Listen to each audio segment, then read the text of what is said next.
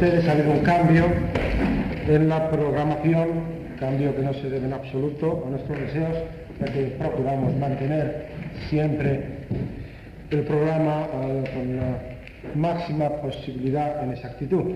Pero a José Luis Jordán Peña le van a operar un hijo, es una operación por lo menos delicada, y entonces, bueno, lo internaban hoy y por lo tanto no podía venir, es lógico.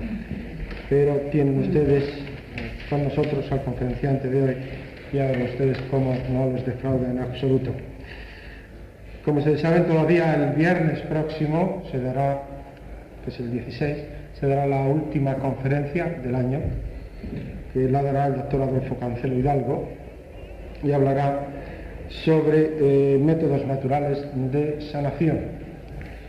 Con esto terminamos el año, pero no el curso. Posteriormente continuará el ciclo de conferencias en enero mismo del próximo año, y el día 13, exactamente, un viernes, y continuará todo el año. Como es ya costumbre en esta sociedad, todos los miembros de la sociedad reciben con anticipación el programa, tanto de las conferencias que se dan aquí, como de los seminarios y conferencias reducidas, prácticas, etcétera, que se realizan en la sede de la Sociedad Española de Parapsicología, que, como saben ustedes, está en la calle Belén 15. Muy bien, y sin nada más, va a ser el presidente Ramos Pereira quien va a presentar a la conferenciante de hoy. Bien, pese a que hemos cambiado de conferenciante, no hemos cambiado de tema, porque sabíamos el interés que suscitaba el tema de las apariciones, y hemos pedido que precipitadamente Antonio Jiménez Visedo fuese el que nos diese la conferencia hoy. Pero fijaros que esto, lo de el problema que en este momento le tiene en el sanatorio a Jordán Peña, surgió ayer a última hora de la tarde, y hasta ayer por la noche no pude hablar con Antonio, que domina perfectamente el tema, tanto que anoche se preparó la conferencia. Vamos, es decir, que una conferencia así no se puede improvisar, obviamente. Es decir, que nos encontramos ante un gran especialista del tema. Un gran especialista que además yo diría que es un poco el prototipo de lo que puede ser el futuro de la parapsicología, del parapsicólogo, del hombre interesado por la parapsicología. Un hombre que procede de un campo pues, tan alejado de la parapsicología como pueda ser su licenciatura en Derecho o su licenciatura en Ciencias Empresariales. Y además es un joven ejecutivo de una gran empresa española, más que española, una multinacional, y sin embargo está muy preocupado por la investigación parapsicológica y dedica una gran parte de su tiempo tanto a la investigación como a mantener contactos en el extranjero con especialistas que tratan precisamente estos temas, el tema que él va a desarrollar. Y eso, pues, con toda la sinceridad, debe ser pues, para todos nosotros como una gran esperanza de futuro, ver que gente tan joven, como ocurre con otros miembros de la sociedad, y con una formación universitaria tan sólida como la de Antonio Jiménez Visedo, se interese por estos temas. Por otra parte, estamos en un momento en que la sociedad creo que tiene que pararse a meditar ciertas cosas, el materialismo tremendo que le rodea, una serie de cosas. Hoy mismo el motivo de no haber podido acudir a la cita Jordán Peña pues es debido a que su hijo, a fuerza de ser medicada la sociedad actual con algunos fármacos y algunas estreptomicinas, etcétera, pues su hijo ya no reacciona ante ciertas estreptomicinas y ciertas penicilinas, etcétera.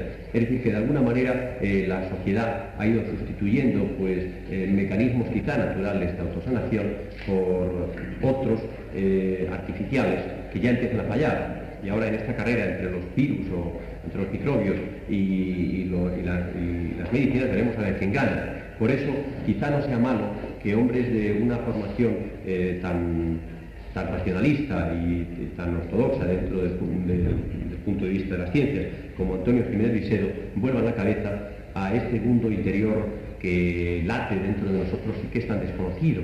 Es evidente, como ya he dicho en alguna otra ocasión, que el hombre actual conoce mucho más lo que hay quizá en la luna que lo que hay dentro de su enigmático cerebro. Le preocupan quizá más las arrugas de su frente, a lo mejor, que las de su cerebro. Por ello, hoy alguien que está más preocupado por esas otras arrugas, las del cerebro, le hemos traído aquí con el ruego de que nos dispense este atraco brutal que supone anoche, a última hora de la noche, llamarle para que hoy diese una conferencia. Es un reto que él, estoy convencido, saldrá airoso. Así que sin más, le paso la palabra a nuestro presidente. Vale. Si os importa, me voy a poner para poder...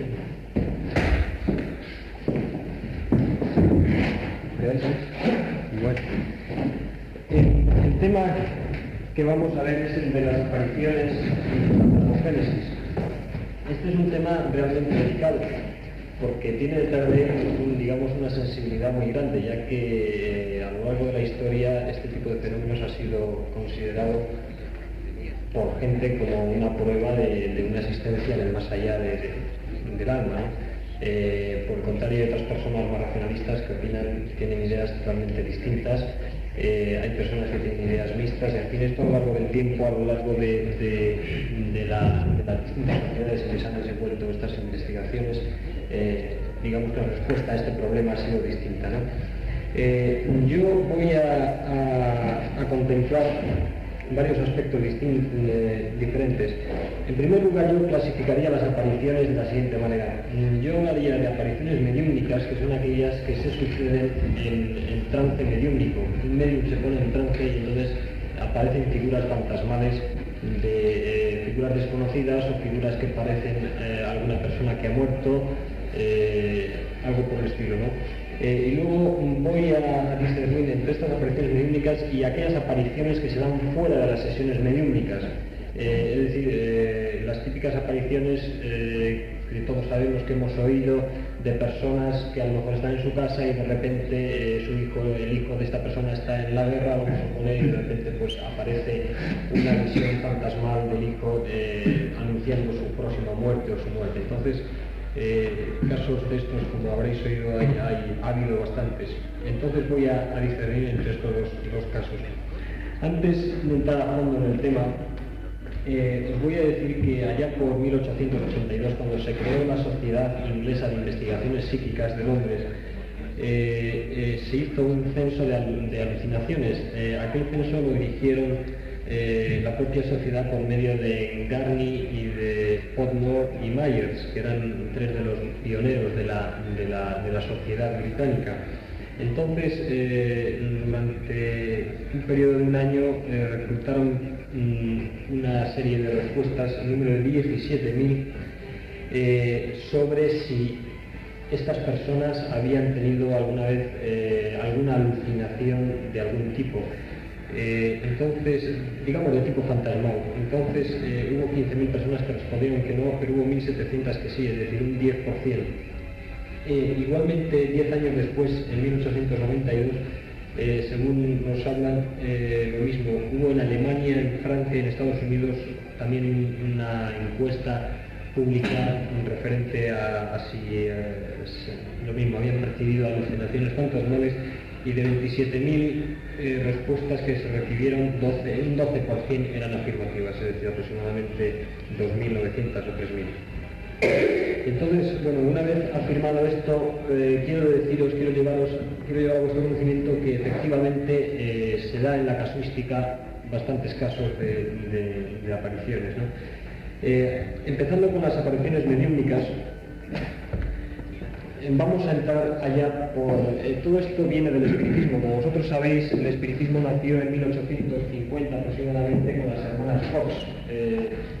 A partir de entonces, en los círculos de todos los estamentos sociales, en Europa principalmente, en Inglaterra, en País de Gales, en Escocia,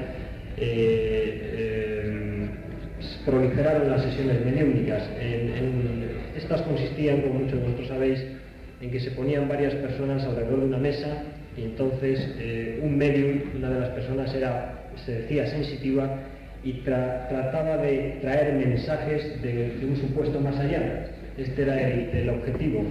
Entonces, digamos que estos mensajes podían ser escritos, podían ser, digamos, por escritura automática, podía ser mediante golpes, mediante codificando letras y palabras según los golpes que se dieran, e incluso había, digamos, lo más espectacular de todo, que eran las apariciones fantasmales de entidades desencarnadas o de personas que habían existido antes o personas que no se conocían. En todo aquel ambiente que proliferó en Inglaterra principalmente, como os digo, hubo bastantes investigadores universitarios que se metieron en el tinglao. Por deciros uno del que voy a hablar es William Crookes, por ejemplo. William Crookes fue un célebre químico y físico inglés, fue el descubridor del talio. Si no recuerdo mal, también tuvo algo que ver con la invención del tubo de rayos catódicos. Es decir, fue un investigador en toda la línea y dedicó gran parte de su vida a la investigación psíquica. Tuvo dos grandes dotados, uno de ellos fue Daniel Douglas Home y el otro fue precisamente Florence Cook, que fue la que produjo la materialización, el fantasma de Kathy King, que estuvo investigando durante 3 años, allá por 1870-1880, William Crookes. Bueno, otros, por ejemplo, otros investigadores que se han dedicado al tema de la investigación mediúmnica y de los fenómenos psíquicos, por ejemplo, tenemos a los doctores Geley del Instituto Metapsíquico de París, el astrónomo Schiaparelli, italiano, también se dedicó a este tema, el célebre, digamos, leguleyo Lombroso, el italiano, en fin, hubo una cantidad muy grande de personas, digamos, de pro que se dedicaron a la investigación de todos estos fenómenos. Incluso hubo psicólogos como Freud en aquella época y Jung que también recibieron el impacto de aquella corriente. Y a modo anecdótico diré que Freud, por ejemplo, fue miembro de la Sociedad Británica de la que estaba antes. Y precisamente en 1813 hizo un trabajo para los proceedings de la sociedad inglesa sobre precisamente psicoanálisis y los sueños, si no recuerdo mal, sobre algo sobre sueños y psicoanálisis o premoniciones, no recuerdo exactamente cuál fue el tema. Pues bien, volviendo a William Crookes, fue un hombre que se acercó con mucha prudencia a estos fenómenos. En aquellos entonces, en los medios universitarios y científicos estaban muy desacreditados los fenómenos mediúmnicos, como es lógico, pues traían a colación una serie de ideas que para un racionalista pues no eran aceptables. Eso de que se presentaran los espíritus y dieran golpes en las paredes, como sucedía en las mediúmnicas, o se plasmara un fantasma en mitad de la sala, era algo que no entraba bien en la mente de estas personas. Entonces William Crookes, de una manera imparcial, él era un hombre más bien racionalista, empezó a investigar toda esta fenomenología. Os contaré también un poco el final de la historia. Digamos que William Crookes, al final de sus años, allá por 1914, se convirtió en una persona espiritista. Tal vez las experiencias que tuvo fueron, digamos, para él cruciales e incluso fuera del campo de la química, digamos que estas investigaciones le hicieron mucho daño en la comunidad científica en la que él se movía. Y concretamente, lo que le desacreditó no fueron las investigaciones con Daniel Douglas Home, que al fin y al cabo era, digamos, un medio de efectos físicos, pero digamos de movimiento de objetos, aunque también suscitó una controversia. Pero lo que él también defendió a capa y espada fueron las supuestas apariciones de un fantasma que se llamaba Kathy King. A William Crookes le llegó un día el conocimiento de que había una medium muy famosa en Londres que se llamaba Florence Cook. Esta medium era una chica joven, muy guapa por cierto, tenía la facultad las sesiones se desarrollaban más o menos así. Se reunían William Crookes, un hermano suyo, 2 o 3 investigadores más de la escuela de él, su mujer, y digamos en una habitación contigua ponían a Florence Cook, como en aquella época era costumbre de los medios, atada completamente de pies y manos, la maniataban, en fin, para que no se pudiera mover. Y entonces, en un momento determinado de la sesión, salía un fantasma de la recámara del otro lado. Salía una persona, una entidad, digamos, blanca, que se movía de la cual la llegaron a cortar, trozos de un supuesto vestido que luego desaparecía. Entonces, esta mujer que estuvo apareciendo a lo largo de 3 años, era extraordinario el parecido que tenía con la medium. La hipótesis, que desde luego hay muchas hipótesis sobre este caso que William Bruce ha investigado muy bien y ha dejado muy bien documentado. Según él, para él no había duda de que se trataba realmente de que esta persona, Florence Cook, era capaz en un momento determinado de entrar en trance y entonces, traer por medio de su cuerpo etéreo, como llaman los ocultistas, o mediante su perispíritu, como decían los espiritistas, traer, una entidad desencarnada y plasmarla físicamente. Entonces, esta persona se pasaba por la sala, hablaba incluso con ellos, la cortaba un pedazo de vestido que luego desaparecían cuando ella desaparecía, incluso la llegaron a hacer fotografías con lámparas de magnesio, y en fin, una serie de detalles de estos, ¿no? Para él era claramente un fenómeno de un espíritu que desencarnaba. Hay muchas otras hipótesis. La hipótesis de otros metapsiquistas, y que por ejemplo González Quevedo, el brasileño, o el hispano-brasileño González Quevedo, la que él aplaude, es que que el medium tiene la capacidad, mediante una psicorragia, lo que él llama psicorragia, igual que una hemorragia es una salida global de sangre, psicorragia sería una exteriorización de la psique de un individuo. Entonces, que esa psique se condensa en algo que se llama ectoplasma. Entonces, ese ectoplasma, salido por las cavidades naturales del individuo, llegaría a formar una imagen etérea, fantasmal, que se acomodaría a los movimientos, a los gustos y se plasmaría tal como el inconsciente del individuo quisiera. Entonces, luego hay personas que dicen, pero bueno, es que estas entidades no solamente eran vaporosas, sino que además de ello eran entidades que tenían, mucho de material, que se las tocaba y tenían realmente algo ahí material. Entonces, hay otras hipótesis que dicen que lo que realmente sucedía era que el medium era el que sabía, y que entonces se disfrazaba, que tenía en algún sitio guardados, ropajes, y se disfrazaba y entonces era todo un fraude. E incluso hay quien dice que lo que sucedía es que el medium salía inconsciente, realmente dormido, en estado de trance, y lo que sucedía es que se recubría con ectoplasma y entonces variaba su figura o su estatura o el ropaje y entonces era un fraude inconsciente. Sea lo que sea, sobre los fantasmas de las sesiones mediúmnicas, del cual este es el ejemplo, mejor documentado y mejor estudiado, y aún así, veis, hay una controversia enorme. Realmente hay quien opina que es un fraude, hay quien opina que la hipótesis del ectoplasma es la más plausible, que se dio mucho por la época metapsiquista, ya por principios del siglo. Hay quien opina que realmente es un espíritu desencarnado que mediante el perispíritu o el cuerpo etéreo del medium sale a sorprender a los asistentes,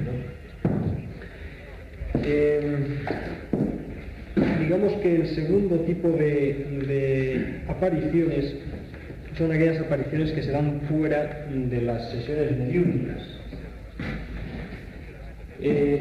Digamos que hay 3 tipos principales. Hay 4 tipos, mejor dicho, pero del cuarto tipo ya os habló Mario Capello el otro día, que es cuando a una persona viva tiene capacidad de desdoblarse y se le pide que se desdoble. Es la proyección astral, como se podría llamar en el círculo ocultista, o el out of body experience, que llaman los americanos, experiencias extracorpóreas. De este tema, de ese tipo no os voy a hablar, pero voy a hablar de las apariciones cuando el agente está en crisis, de las apariciones que suceden post-mortem y de las apariciones que se dan en las casas encantadas.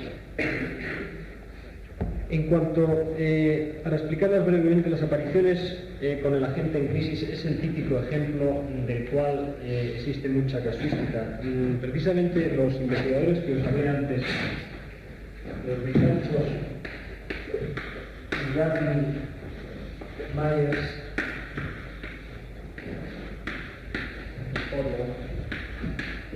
luego se hablaré posteriormente de Tyrrell, que es contemporáneo. Pues bien, estos tres que fueron fundadores de la Sociedad de Investigación Física de Londres, como os digo, uno de los temas que empezaron a tocar fue precisamente el de las apariciones. Y tienen un libro que tuve fortuna de encontrar en Londres, que se llamaba Phantoms of the Living, es algo así como Fantasmas de los Vivos, que es precisamente un clásico, es un libro clásico en esta materia. Entonces, el típico ejemplo que viene en esos libros, en ese libro precisamente de la casuística recogida ya por Inglaterra, es el típico ejemplo que se ha dado incluso en las guerras mundiales que hemos oído, y es el caso de que la madre que está en su casa está tranquilamente haciendo la comida, jugando con él, y de repente en ese momento se da vuelta y encuentra la imagen de su hijo sangrando y digamos en trance de morir. Le ve muy mal y efectivamente al cabo de 2 días viene corriendo el telegrama y le dicen que su hijo ha muerto en el frente. Entonces surge la pregunta, ¿realmente era el hijo muerto que ha aparecido allí? ¿Ha sido, digamos, una alucinación que tiene la madre tras un mensaje que le ha llegado por vía telepática? ¿Qué puede ser? Hay otro caso, digamos, más controvertido, que es el de las apariciones post-mortem. Apariciones post-mortem son aquellas que se dan cuando el agente está muerto desde hace unas horas o unos días. Es decir, que este mismo ejemplo, que puede servir como ejemplo, resulta que cuando la madre ha tenido la visión de su hijo en estado de medio morir, resulta que ha sucedido, digamos, computando el tiempo, un día después de la muerte real del hijo. ¿Qué es lo que ha sucedido en este caso? ¿Ha sido realmente el espíritu muerto del hijo que ha aparecido allí? ¿O ha sido de nuevo una alucinación telepática de la madre? ¿O ha sido la casualidad? ¿Qué ha podido ser? Me voy a centrar en estos 2 temas y luego hablaremos de las casas encantadas. Las características de las apariciones que se dan en estos 2 casos, el agente, digamos, que es el sujeto que está en crisis, normalmente en crisis de muerte, un accidente grave, o el agente que ha muerto hace unos días o unas horas, normalmente las características que presentan estas entidades que aparecen es, según las enumera Tyrrell, que es un psicólogo inglés que se dedica a estos temas desde el año 50, es la siguiente. Parece ser que la aparición o la alucinación tiene una presentación especial, es decir, aparentemente ocupa un lugar en el espacio. Es decir, la persona la percibe entrando por una puerta o yendo por el pasillo o sentado en un sillón. Es decir, que aparentemente ocupa un lugar físico en el espacio. En segundo lugar, tiene un carácter no físico, es decir, es una imagen transparente, según, digamos, todo esto naturalmente, estas características están recogidas de todos los casos que se han estudiado. Son transparentes, se puede ver a través de ellas, incluso en los casos, en la casuística, cuando la persona avanza hacia ella, pasan a lo largo y entonces se queda al otro lado la imagen. La aparición no deja huellas,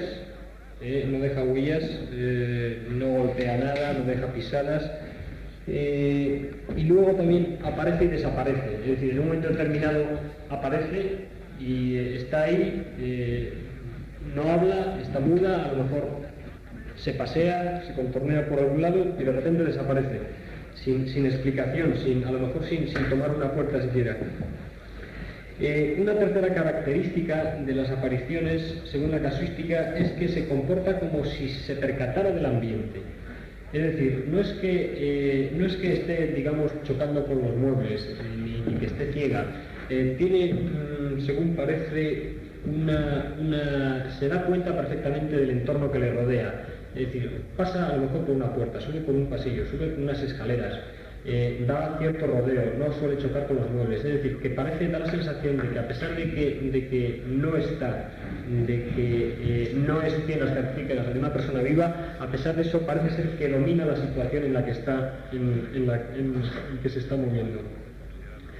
Una cuarta característica es que ocupa el centro del campo visual, es decir, las personas que relatan que han tenido una aparición, normalmente lo que dicen es que no es que les ha aparecido por el rabillo del ojo ver algo, no, sino lo que normalmente en los casos que cuentan es que, por ejemplo, me di la vuelta y lo vi de frente, o estaba sentado y de repente leyendo un libro y de repente lo vi detrás del libro, vamos, no me quedó más remedio que verlo en una palabra, se sitúa justamente enfrente del campo visual. Otra característica importante es que las apariciones no llegan desnudas, digamos que llegan con ropas, llegan con bastones, hay incluso casos en los cuales la aparición va, digamos, con un perro o montada a caballo o algo por el estilo, es decir, que ya la aparición es completa, ¿no? No solamente es la persona, sino todo lo que le rodea. Y luego también otra de las características es que precisamente del 10% de las alucinaciones percibidas en aquel censo que os hablé, de ese 10%, un 8% nada menos son apariciones colectivas. Quiere decir esto que no solamente se dan a una persona determinada en un momento determinado, sino que a lo mejor están 3 o 4 amigos y ven, o están varios familiares y lo ven. Es decir, que hay bastantes personas normalmente en la casuística que perciben a la vez la alucinación. Bueno, pues ahora llega el momento, después de estas características, de ver qué teorías, qué explicaciones hay para esto. La primera explicación, desde luego, que se nos ocurre, también dependiendo de la manera de pensar de cada uno, es que la casuística, digamos, está compuesta por personas histéricas o personas que exageran demasiado o personas que realmente hablan por hablar, es decir, que todo esto es mentira, que realmente no se dan alucinaciones, sino que las personas pues se dejan llevar un poco por digamos, por sus ideas, por sus creencias, tienden a exagerar, que los test que se han hecho, las encuestas que se han hecho no están bien hechas. En fin, lo primero que se puede ocurrir es el fraude, que realmente esto no existe, que es una patraña todo. Bueno, vamos a dejar de lado de momento esto, la hipótesis del fraude, y vamos a adentrarnos en otras hipótesis. Entonces vamos a ver lo que pensaban algunos de los grandes investigadores como eran Garni, Myers y Tyler. Garni decía que en los casos en los que hubiera una persona que se estuviera muriendo, es decir, o estuviera en grave peligro, es decir, el típico caso de la gente en crisis, vamos a denominarlo, lo que sucedía es que la alucinación que tenía el sujeto percipiente era de tipo telepático. Es decir, no es que se le presentara realmente el hijo allí, o el espíritu del hijo, o el psiquismo del hijo, o un ectoplasma a distancia del hijo, no. Lo que él decía, que lo que sucedía es que el hijo, en grave estado, lo que sucedía es que mandaba un mensaje. Entonces, esta persona, el percipiente, recibía el mensaje telepáticamente. Y entonces, después de esto, venía la alucinación. Es decir, su subconsciente elaboraba la alucinación de ver al hijo. Entonces, naturalmente, para el percipiente, esa alucinación ocupaba un lugar, pero no, realmente lo que ha sucedido es que lo que es una alucinación, se ha formado, no hay una imagen física objetiva, sino donde la imagen se ha formado, digamos, es en el cerebro. Es algo así como cuando soñamos. Cuando soñamos nosotros percibimos imágenes y diríamos que son vívidas y reales, pero realmente no tienen nada de objetivas. Si hacemos una fotografía no sacamos un sueño. Lo que realmente sucede es que estas imágenes se nos forman dentro. Pues entonces, paralelamente, sucedería exactamente igual. El mensaje telepático es captado por el subconsciente y entonces aflora una imagen en la cabeza que aparentemente tiene una presencia física en un lugar, tiempo determinado. Ahora bien, esto está muy bien en el caso de la gente que está en crisis, pero ¿qué es lo que sucede con las apariciones llamadas post-mortem? Es decir, aquellas, como os he dicho antes, en las cuales el agente ha muerto ya hace unas horas o hace un día. ¿Qué es lo que sucede ahí? ¿Es realmente el espíritu de la persona el que desaparece? Pues bien, Garnier lo que pensaba era que también era un mensaje telepático. Lo que sucedía es que, digamos que la persona a lo mejor estaba ocupada en ese momento, digamos que la puerta entre el consciente y el subconsciente no estaba abierta, y entonces se abría, digamos, unas horas después. Y entonces volvía otra vez el proceso, el mecanismo que os he hablado antes, la persona volvía a formar la imagen, pero el mensaje lo había recibido realmente de una persona viva, que era la persona que se estaba muriendo, que se estaba ahogando o que estaba en un momento de crisis. Es lo que se llama la dilación telepática. Ahora bien, hay un tercer caso que es un poco difícil de explicar. Entonces, ¿qué es lo que sucedía con las alucinaciones colectivas, con las apariciones colectivas? Es decir, aquellas apariciones que se dan no en una persona, sino 4 o 5 personas que están reunidas y de repente perciben ahí el fantasma.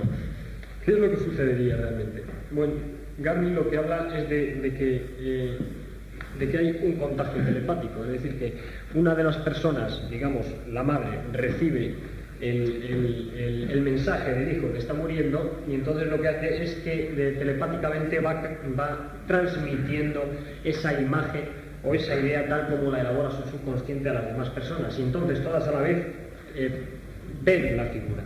Y lo que realmente está sucediendo es que el agente interesado ha recibido la imagen, su subconsciente ha elaborado el drama y entonces lo está, digamos, pasando telepáticamente a las demás personas. Otro investigador, que era precisamente Myers,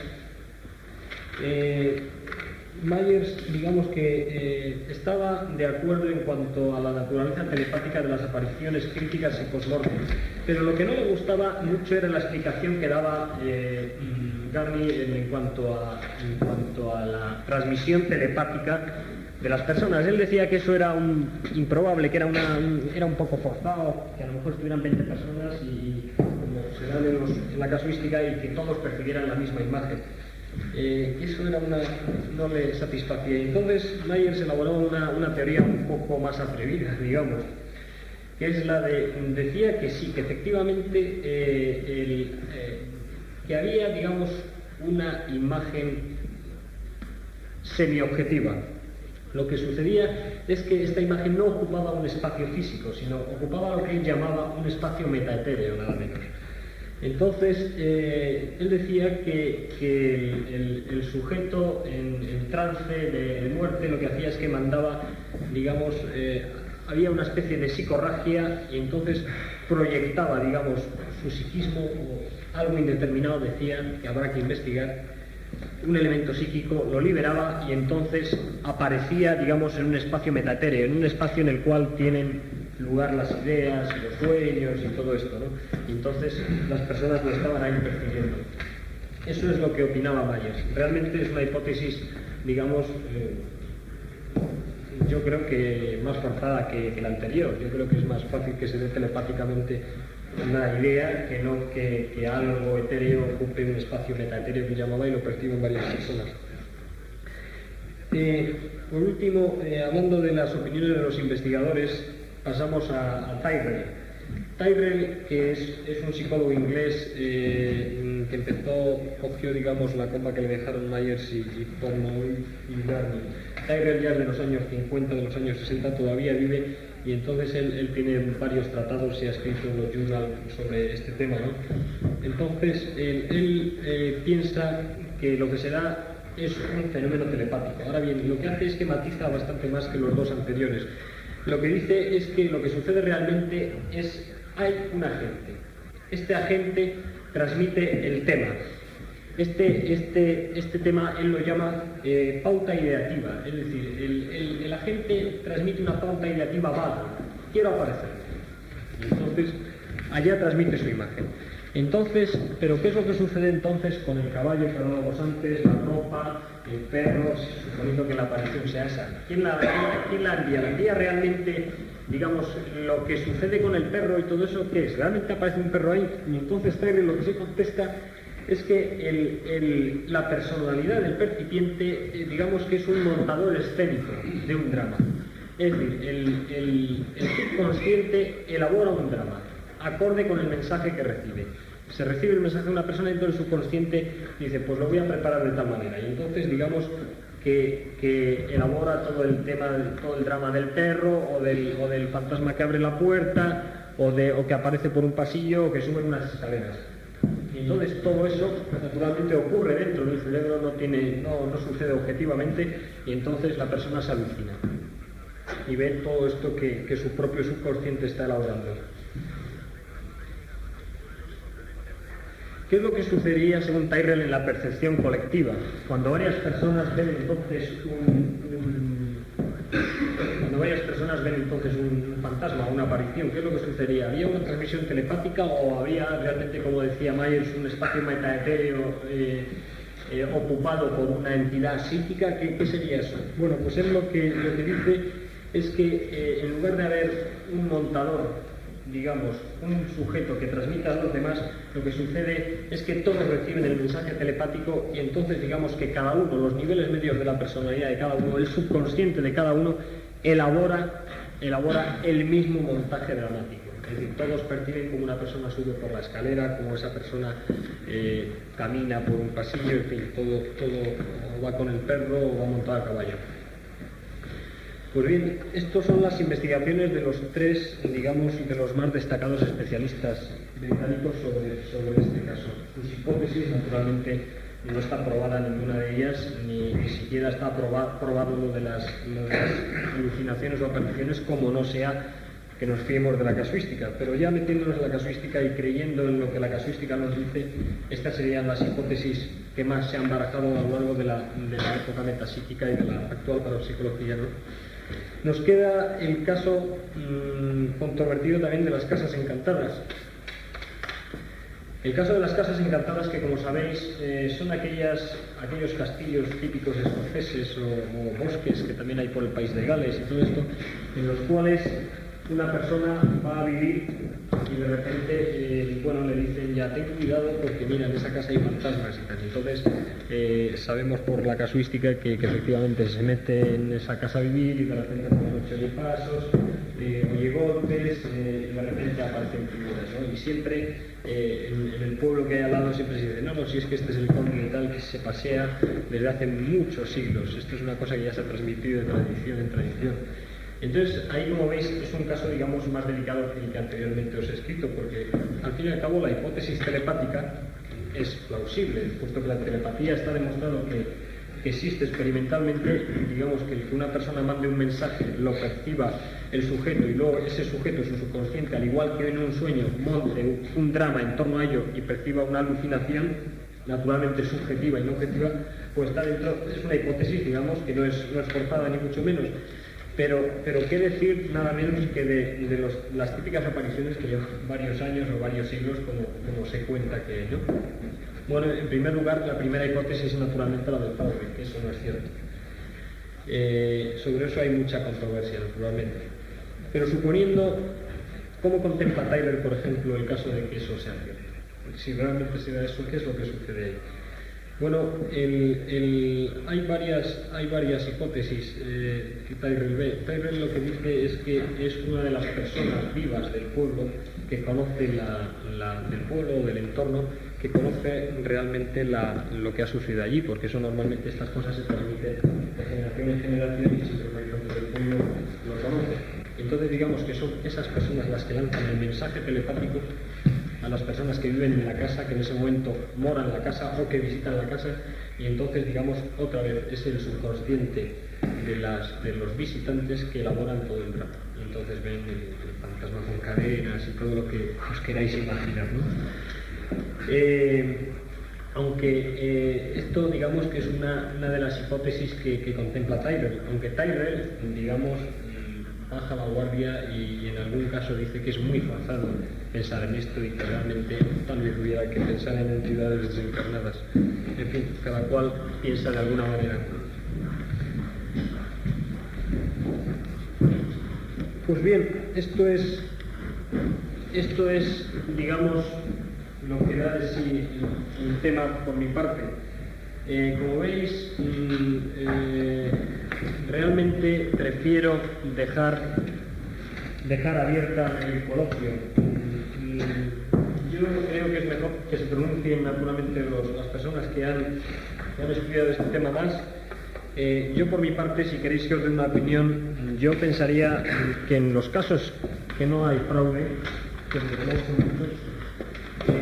yo creo que la hipótesis que ellos ponen, en la que están de acuerdo ellos tres, que es la hipótesis telepática, en un 90 y tantos % de los casos, por lo menos cuando en estado crítico una persona lanza el mensaje, yo creo que la hipótesis telepática es la más plausible. Es decir, hipótesis telepática, el percipiente que recibe el mensaje y que luego su inconsciente elabora el drama. Y en lo de las casas encantadas, pues pudiera ser una explicación también. Naturalmente depende de las escuelas.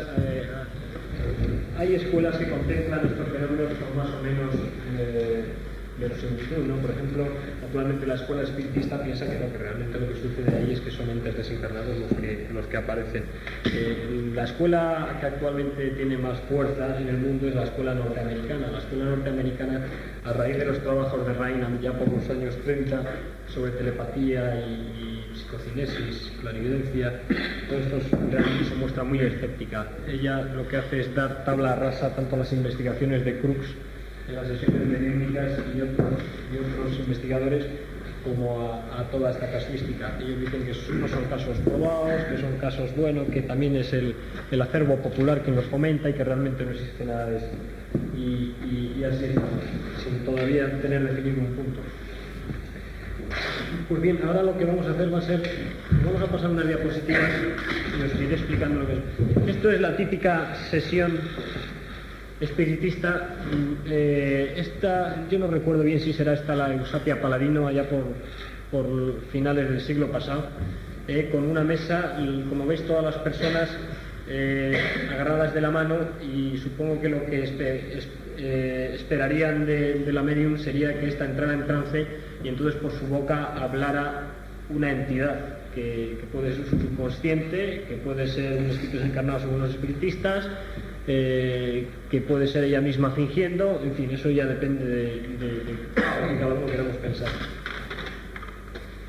Aquí tenemos un caso, estas son unas diapositivas que nos ha dejado Ramos Pereira. Este es un caso, el caso que os hablaba antes, es el caso de la ectoplasmia. Es decir, según los metapsiquistas, lo que sucedía en las sesiones mediúnicas, como en el caso de Kathy King y Florence Cook, lo que sucedía realmente era que Florence Cook se ponía en trance, no me pases, bueno, es igual. Y entonces, por una de sus cavidades naturales, que normalmente era la boca, echaba el ectoplasma. Como veis, bueno, las fotografías que hay, tanto esta como la otra que hay bastante antigua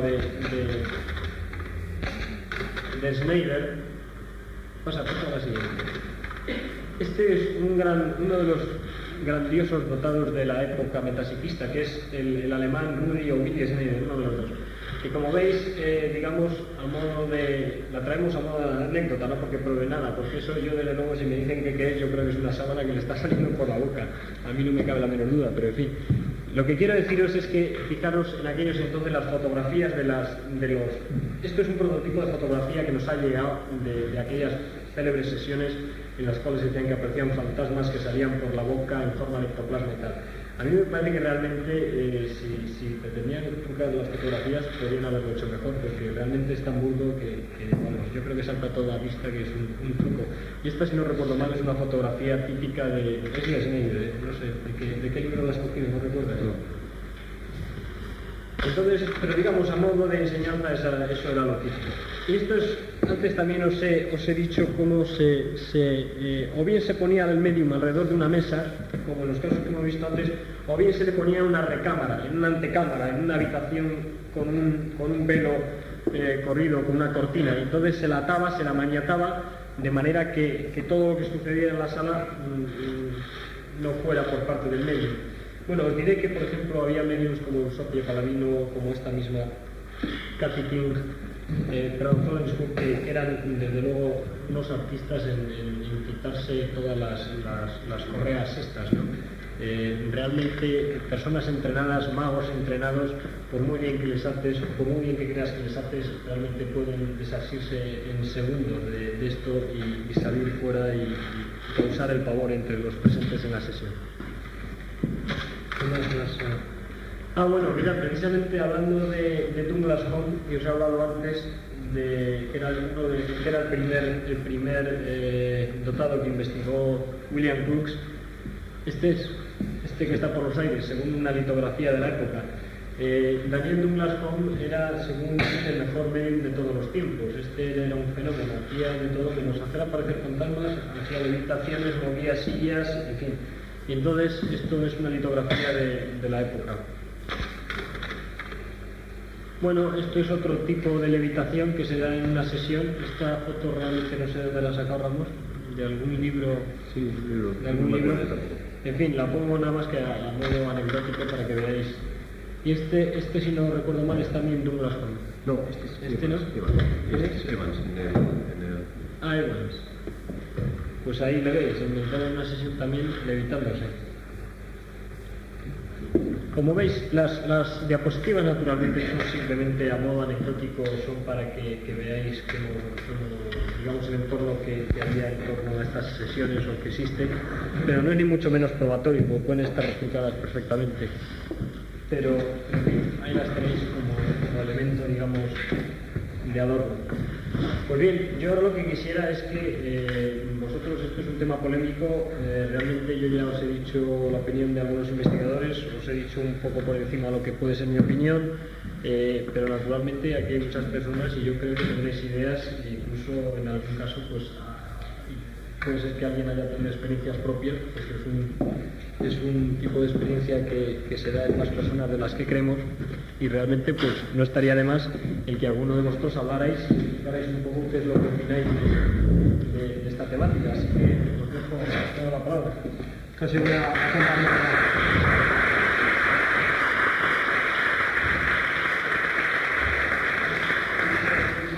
Bien, muchas gracias por tu magnífica improvisación. Ahora ya he pedido la palabra por esta... Quería ser el primero en mostrarles cómo mis palabras han sido ciertas y la conferencia de Jiménez Visero, preparada verdaderamente porque yo también lo viví ayer por la tarde, el problema de que tenía que darnos esta conferencia ha sido verdaderamente preparada. Nada, no ha necesitado preparación porque todo esto y mucho más él lo sabe. Pero sobre todo es de agradecer algo que todos ustedes han captado y que está presente siempre en esta Sociedad Española de Parapsicología, que ha sido la forma aséptica con que ha tratado el tema, la forma desapasionada, la forma totalmente objetiva de presentarnos los hechos y luego cada cual piense lo que quiera, cada cual crea lo que quiera, ya que no tenemos ninguna prueba ni ninguna demostración. En este sentido yo creo que verdaderamente ha abordado este tema tan interesante. Yo pienso desde luego que lo que falta en el fenómeno de las apariciones es la objetividad. Por eso tenemos siempre la duda. Cuando algo es claro, seguro, demostrable, no nos queda la duda. Ahí está, hay pruebas suficientes. Sin embargo, la objetividad falta en estas apariciones. Y desde luego, las fotografías son muy poco fiables, porque yo creo que ya cuando se hizo la primera fotografía, surgió en la mente del primer fotógrafo la idea del trucaje. Y desde luego, pues conocemos muchos casos de trucaje excelentemente hechos, mucho mejores que estos de aquí. Y a lo largo de la historia de la fotografía en los fenómenos paranormales conocemos cosas excepcionales en cuanto a perfección, como pueden ser, por ejemplo, las fotografías obtenidas por Ted Series. Es decir, que creo en ese sentido que falta objetividad a estas apariciones. Por otro lado, el testimonio de los científicos, y esto se ha debatido aquí una y otra vez, el testimonio de los científicos puede falsear mucho los resultados. La prueba de ello es que ustedes pueden llevar a una sesión de ilusionismo pues a un médico, a un físico, a un químico, aunque sean premios Nobel, y les aseguro que no captarán el truco de aquello que se está haciendo en escena. Es decir, que en estas sesiones, cuando verdaderamente se quiere intentar desvelar un poco si existe una farsa, si existe trucaje, hace falta llevar a un especialista en estos sistemas de trucaje, o por lo menos en general hay que llevar pues, a un prestidigitador. Ya saben ustedes que en ese sentido la Sociedad Española de Parapsicología cuenta con el asesoramiento de la Sociedad Española de Ilusionismo, y ustedes mismos han visto algunas veces aquí entre nosotros al presidente de la Sociedad Española de Ilusionismo. Tampoco las apariciones colectivas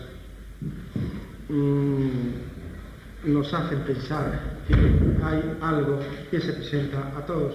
Conocemos muy bien lo que es la sugestión y en eso sí creemos porque hemos visto, no solo nosotros, sino autores suficientemente numerosos por todo el mundo para saber que eso existe. Y es muy fácil hacer ver a una persona, no ya decir ahí va una figura vaga que sube una escalera, sino mucho más. Todos nosotros los que hemos vivido en este mundo entremezclado de lo paranormal, con los trucos y con el hipnotismo, cosas que no tienen por qué mezclarse en la mayoría de las veces, pues hemos visto cómo una persona se quedaba amedrantado en un rincón de una habitación, intentaba defenderse con una silla porque le habíamos dicho que delante de él tenía un león, y verdaderamente estaba viendo un león, y el terror de su cara nos lo demostraba. Pero si queríamos ser todavía más objetivos, nos bastaba con decir a este sujeto hipnotizado, cuando todos nosotros lo hemos hecho, yo me acuerdo en mi época de estudiante de medicina, que es cuando me picó el gusanillo del hipnotismo, pues lo hice también, pues bueno, cuando queríamos ser objetivos, le decíamos que hacía calor, que acabamos de encender un fuego, que viese las llamas, qué calor tenía, y empezaba a sudar. Tenemos un fenómeno vegetativo que se escapa de la voluntad, por lo tanto aquella persona estaba verdaderamente bajo la sugestión del fuego y sudaba. Y si queríamos todavía avanzar más, y lo que les digo no es algo hecho algún día y que salió por casualidad, sino que están en los libros de patología médica, bastaba con decir que este lapicero era un rojo ardiendo, se le acercaba la mano, daba un grito, pero no solo eso, sino que aparecía una auténtica quemadura. Por lo tanto, ya ven ustedes lo fácil que es sugestionar. No olviden además que cuando nosotros vemos todo lo que llega a nuestros sentidos, en realidad en este momento todos nosotros no nos llegan a los ojos nada más que una serie de longitudes de ondas más o menos armónicamente combinadas. Y es nuestro cerebro, nuestro centro óptico, el que interpreta esta serie de longitudes de onda para crear la imagen a la cual nosotros estamos acostumbrados. Pero no es necesario llegar al centro óptico a través de las vías del nervio óptico, quiasma óptico, etc. Porque nosotros sabemos que hacia esas vías se llega también desde otros puntos del cerebro. Por lo tanto, nos podemos fácilmente imaginar la posibilidad de que imágenes creadas en el mismo cerebro, bien sean por sí mismo, bien inducido, y esto sí creemos en ello, inducido telepáticamente, como son inducidos telepáticamente muchos sueños, de la vivencia de los sueños y no en la profundidad o de los ensueños, el contenido onírico de los ensueños, y no solo en la profundidad del sueño, sino en los estados de duerme-vela. Ustedes saben cómo en ese estado de ir a dormirse, ese estado de ir a despertarse, ven figuras, ven imágenes, oyen sonidos, voces claramente perceptibles. En ese fenómeno, con seguridad, interviene el fenómeno telepático. Es decir, en ese momento nos están induciendo a ese contenido onírico, o en el sueño profundo, a ese contenido onírico, una mente situada donde ustedes quieran, pero con una, llamémoslo así, longitud de onda muy similar a aquellas con las cuales nosotros podemos entrar en resonancia. Voy a terminar, quería solo haber hablado muy poco para felicitar a Jiménez Visedo, pero veo que me he extendido. A mí me ha llamado la atención, sin embargo, siempre en el fenómeno de las apariciones, la repetibilidad del fenómeno. sea el caso de la aparición de tipo religioso. La misma aparición, o por lo menos con un contorno y entornos similares, lo encontramos en Lourdes, en Fátima, en otros muchos sitios. La imagen es muy similar, el contexto es muy similar. ¿Por qué esta repetibilidad? Entonces sabemos a veces que no ha habido posibilidad de conocimiento por los personajes que intervienen en aquello, de conocimiento de esta forma de aparición del fenómeno, valga la redundancia, de las apariciones. Y otro fenómeno de aparición que lo he encontrado repetidas veces en personas que desconocían que esto ocurría, sin embargo ha aparecido, personas incluso totalmente separadas de este mundo y por lo tanto que incluso no habían dado ninguna importancia al fenómeno o se lo habían reservado, es la aparición de uno mismo. Esto nos llevaría a profundizar en este fenómeno. Tendríamos una serie de disquisiciones sobre ellos y por supuesto no demostraríamos nada. Pero esto sí lo he comprobado en distintas personas. El que al entrar en una habitación, al entrar en un local, al entrar en un pasillo, se han visto a sí mismos. Este fenómeno después se puede, como digo, o podríamos discutirlo, tiene mucha importancia. Pero a mí me ha llamado la atención siempre la repetibilidad de este fenómeno por personas que no podían conocerlo. ¿Por qué se produce esto? No lo sé, quizá el conferenciante nos pueda decir algo.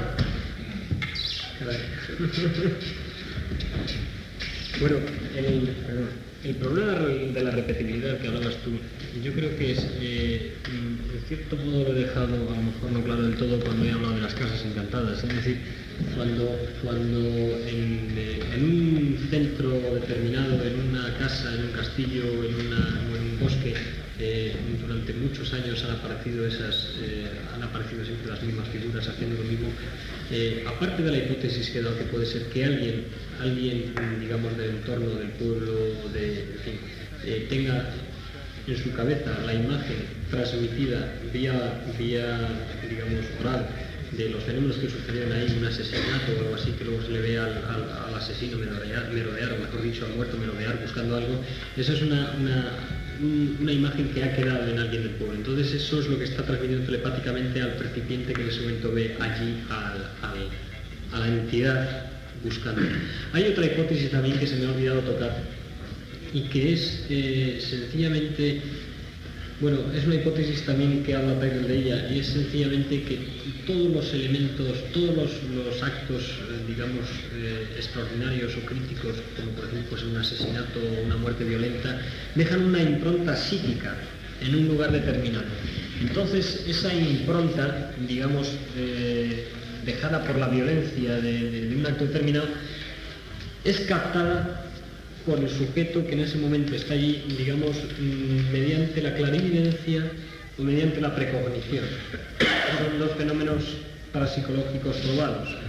Entonces, realmente lo que están haciendo es captar, digamos, mediante la clarividencia, mediante ese sexto sentido, un drama que ha sucedido allí hace tal vez años. Y entonces, digamos que es otra vez el subconsciente de la persona, en los niveles medios de la personalidad, que vuelven a dramatizar el hecho. Ellos perciben una idea y entonces su consciente dramatiza y entonces ve las imágenes de a lo mejor una persona o de vamos, un asesinato, o vuelven a recuperar esa impronta psíquica, o bien por precognición, recordando el pasado, yéndose al pasado, o bien por clarividencia. Esa es la hipótesis que yo creo que puede explicar, entre comillas, el tema de la repetibilidad de ciertos fenómenos. Es decir, esa huella psíquica que está ahí y que se capta constantemente, si no es que la manda una persona de los alrededores telepáticamente. Y en cuanto al segundo punto es el verse a uno mismo. Bueno, ese sí que es un verdadero... Yo realmente no he visto ninguna explicación a través de mis lecturas sobre estos temas. Realmente podría explicarse desde luego de muchas maneras. aparte de que haya un espejo delante de uno mismo, ¿no? O que sea un fantasma de uno Que mismo. sea un fantasma de lo mismo. Sí, Bueno, el desdoblamiento de lo mismo. Exactamente, hay una hipótesis que es la del desdoblamiento de la personalidad. Antes os he hablado precisamente de lo que el otro día, vamos, he tocado de pasada lo que el otro día os habló Mario Capella. Hay personas que son capaces de en ciertos estados de trance, como cuando están practicando yoga, de desdoblarse y verse a sí mismos. Ellos están vivos, evidentemente, y de repente, pues, desde un ángulo determinado de la habitación se ven a sí mismos o ven el entorno que hay. Bueno, ¿qué es lo que sucede? También hay personas que narran que cuando tienen un accidente, de repente tienen un accidente, tienen un choque violento y dicen que todo lo que recuerdan es que de repente ellos mismos se han desdoblado y se han visto a ellos mismos en tierra sangrando, o bien se han visto, digamos, en el momento de chocar, o se han visto unos minutos después. Naturalmente han visto su cuerpo inconsciente, y entonces lo que ha sucedido es que al cabo de cuando se ha recuperado esa persona, digamos que el cuerpo astral, por llamarlo como decían los ocultistas, aunque no me gusta llamarlo así, pues ha vuelto a su sitio y entonces tiene ese recuerdo. Esto puede suceder con una persona en estado de vigilia, que de repente entre en un cuarto y, digamos, se desdoble y se ve a sí mismo. Esto puede ser, digamos un fenómeno puramente psicológico, que uno mismo tiene la imagen de sí mismo presente y por un motivo inconsciente que no sabemos cuál es, de repente se ha visto él allí mismo. Naturalmente una alucinación, no es que se haya visto objetivamente. ¿Qué es lo que puede ser? Realmente yo creo que en estos temas todas las explicaciones que se den pueden parecer, depende de las concepciones de cada uno. Yo realmente no acierto a dar una mejor explicación de esto. Bien, últimamente hablando de las apariciones religiosas, la Iglesia está adoptando una actitud cada vez más crítica frente a ellas. Y hace poco leí algo que me sorprendió mucho, sobre todo porque el que lo decía era un sacerdote, un conocido sacerdote, que salió en la revista Interview sobre las apariciones. Y el sacerdote decía, más o menos, cuando le preguntaron, bueno, pero las apariciones son falsas. Y entonces el sacerdote contestó, dice, sí, claro, naturalmente que es falso, desde el punto de vista de que son subjetivas. Entonces ahí, por primera vez, yo nunca lo había leído esto, sobre todo dicho por un sacerdote, se pone el énfasis en el hecho de que las apariciones son subjetivas, aunque el tema de que se puedan fotografiar, si realmente es cierto, pues aportaría otro elemento de controversia sobre si son objetivas o subjetivas. Lo cierto es que la mayor parte, al menos las que no se han fotografiado o no se han podido fotografiar de las apariciones, sí es evidente que no son objetivas en el sentido que nosotros le damos a la cosa objetiva, detectable por nuestros sentidos. Entonces, en ese sentido, yo creo que no queda del todo demostrada la hipótesis alucinatoria o la sugestión alucinatoria, porque si, aun demostrándose que en todos los casos el fenómeno es un fenómeno alucinatorio, que eso es casi evidente desde el punto de vista de que no se puede fotografiar y por lo tanto en realidad es una imagen que formamos dentro de nosotros. Lo que pasa es que es un poco complicado ya cuando son varios los que lo están viendo al mismo tiempo, entonces se va complicando cada vez más. Pero entonces siempre quedaría la hipótesis de que los espíritus fuesen capaces de provocar alucinaciones. O sea que finalmente, si el espíritu desea manifestarse, tiene dos vías, una la de hacerlo directamente y otra la de provocar una alucinación que parece que le están viendo. Con lo cual, lo que quiero decir es que, aun demostrándose la hipótesis alucinatoria, no se demostraría por ello que no fuese influida por los espíritus. Sí, bueno, yo lo que quisiera decir a esto es que por economía de hipótesis tenemos que ir siempre a las hipótesis más sencillas. Es decir, a las hipótesis más, digamos, cerca de nuestro mundo. Tal vez, efectivamente, sean entidades encarnadas las que produzcan todo esto, pero por economía de hipótesis, si tenemos que la telepatía está demostrada y es posible que haya telepatía entre varias personas en un momento determinado, reunidas aquí hablando, pues es perfectamente, digamos, por economía de hipótesis, explicable que esto sea un fenómeno telepático, aunque realmente, digamos, esto no desdice del otro. Por economía de hipótesis se han cometido muchas aberraciones en la historia de la ciencia, no olvidemos. Por economía de hipótesis se dijo que el átomo era indivisible y precisamente se llamaba así átomo, que significa indivisible, y fíjate la que se ha organizado después al dividirlo. Es decir, que en realidad si bien es cierto que en la mayor parte de las veces la economía de hipótesis nos puede llevar a resultados satisfactorios, no es menos cierto que en algunas ocasiones no nos lleva, y esta pudiera ser una de ellas, por lo tanto, a tenerlo en cuenta. Bien, esto... Sesma quiere intervenir. ¿Me dejáis por fin hablar? Por supuesto. Bueno, yo felicito al señor que ha dado esta conferencia por su tremenda subjetividad. Subjetivo. Sí, la subjetividad no ha podido ser más perfecta. Y si quedaba algo por rellenar, el señor que está a su derecha lo ha rellenado. Ya fíjense bien que están hablando de hipótesis, de contrahipótesis, tantas hipótesis como partidos políticos hay en España, y ni por casualidad afectan, ni siquiera lo ponen en cuarentena otras posibilidades. Es que volvemos siempre a lo mismo.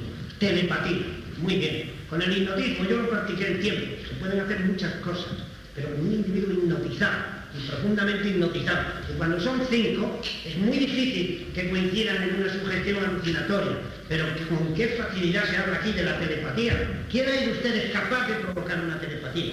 ¿Y quién es capaz de provocar una telepatía con efectos alucinatorios y colectivos?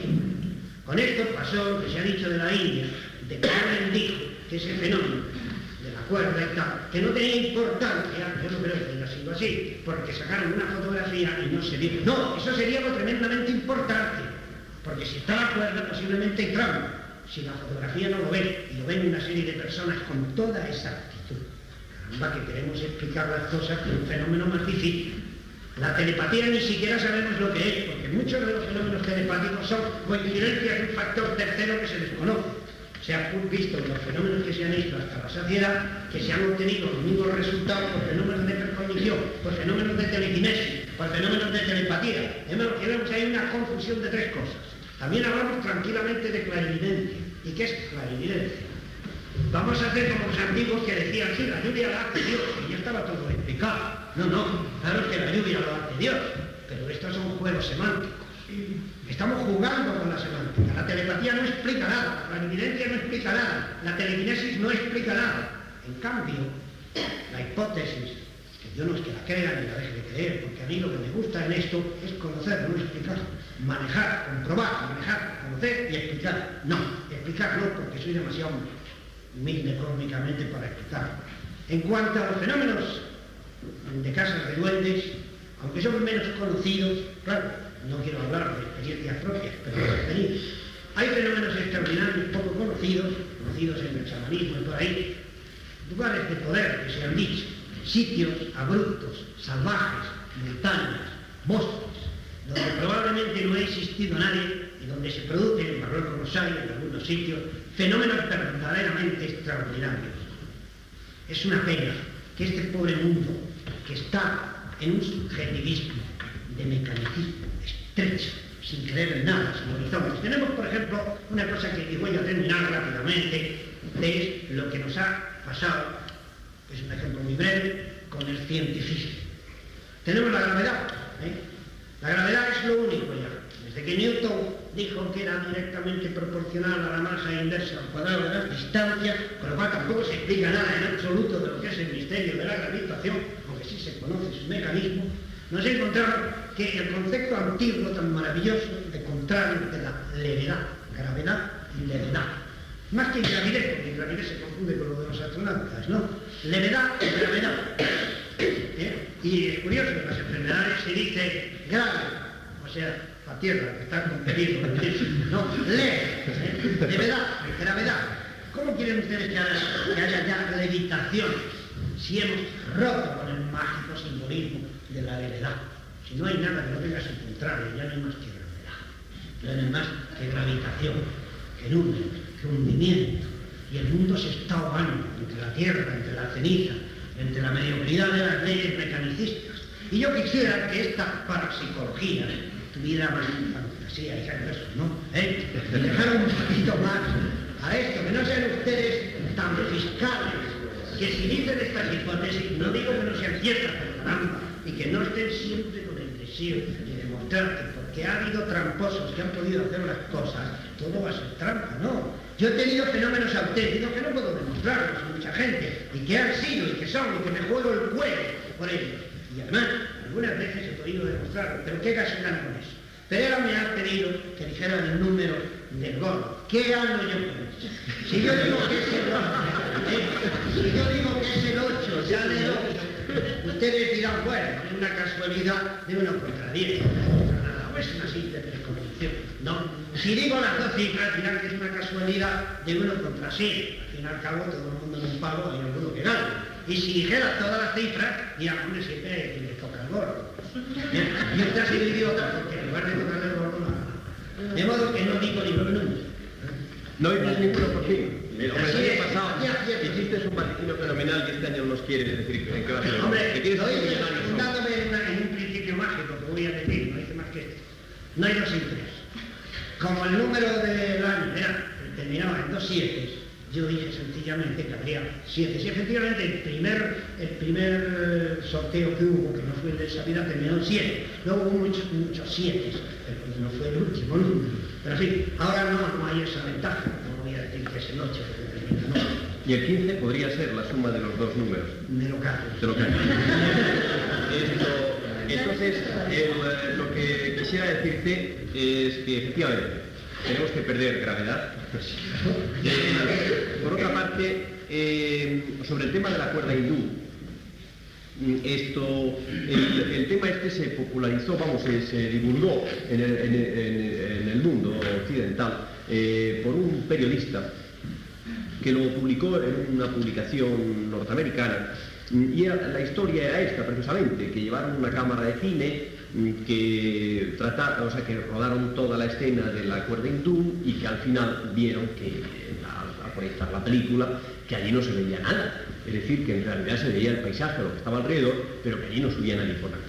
Y entonces fue cuando se divulgó que aquello era una alucinación colectiva, que yo estoy totalmente de acuerdo contigo, eso para mí me impresiona mucho más que lo otro. Pero, todas estas cosas tienen un pero. Y es que al final, después de algún tiempo, el periodista dijo lo que era su verdad. Y es que había usado un nombre supuesto, que traducido literalmente en inglés significa vender más. Y dijo, señores, dejémonos de historias. Esto lo he publicado para vender más periódicos. Y así fue como... Pero esa segunda parte de la historia la menos conocida, como ves. Luego, por otra parte, tú has dicho que no quieres hablar de tus experiencias propias. Y es una pena. Yo creo que es muy importante. Y yo ahora no solamente te invito a ti, sino a todos los asistentes, a que no solamente hoy, sino cualquier otro día, cualquier experiencia propia que tenga algo que ver, naturalmente, con la conferencia que se dé, pues que naturalmente las expongan, porque eso nos va a enriquecer. Y que cuenten, al menos, si no con la comprensión de los que aquí estamos, sí con el respeto a sus creencias. Es decir, estaremos o no estaremos de acuerdo con su historia o con la interpretación de su historia, porque con su historia tenemos que estar forzosamente de acuerdo, no la cuenta y basta. Puede que no estemos de acuerdo con su posible interpretación, pero lo que sí le podemos garantizar es el enorme respeto de todos nosotros con esa historia que nos cuenta para enriquecer nuestra casuística.